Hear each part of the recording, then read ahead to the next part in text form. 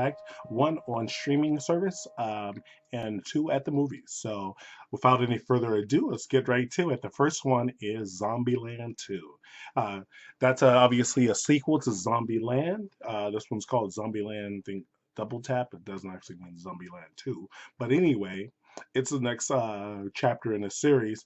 Again, like I always talk about on No Bad Movies, is understanding what type of movie you like. Generally, if you like the first one, you'll like a second one and that sort of thing. But if you didn't like this first one, you thought, oh ho hum, why would you subject yourself hoping it'll get a little better, I guess, or I guess would be the mentality. But again, it is definitely a computer, another chapter of it, so not a complete differently world. So understanding that if you like the first one, you're pretty much going to enjoy this one. I enjoyed the first, so I enjoyed the second. Wouldn't recommend to people who didn't like the first. That's all I have to say about that. Definitely a fun little movie. So if you pluck, got a couple of minutes down, want to pluck your money down, I definitely recommend that one. So again, that is Zombieland Double Tap. The next one I saw was Maleficent 2, along with a good portion of the world. So Maleficent 2 is by Disney and stars Angelina Jolie. Again, another movie with another chapter in it. You've already got introduced to the world, so you got to understand what the world is that you want to see, and just how that character and that world continues to function. So again, I always have to admit, if you've seen the first, I always have to say, not admit, but if you've seen the first one, definitely see the second one, because it's definitely a continuing chapter, a continuing of the series. So really fun.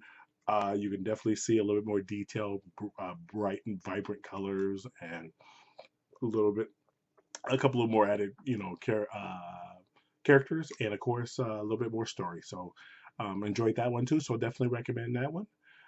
The final one I took a look at and was surprised by was the Laundromat. That is on actually Netflix, so it's easier to see if you have a Netflix subscription. Would I recommend you getting Netflix to get to see the movie? Well, that's up to your taste, but it's definitely about it's a little bit about corruption and a little bit about poorly enforced laws or poorly written laws, and it just shows how things can like spiral out of control, and it has a definitely different take on what's bad and what's good depending on your point of view. So I recommend that one highly. Of course, if you have a few more minutes.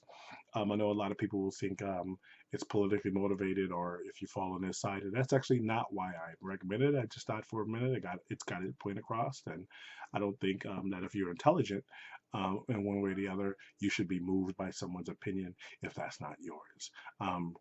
But of course, you can always understand it from a logical sort of sense that they have an argument.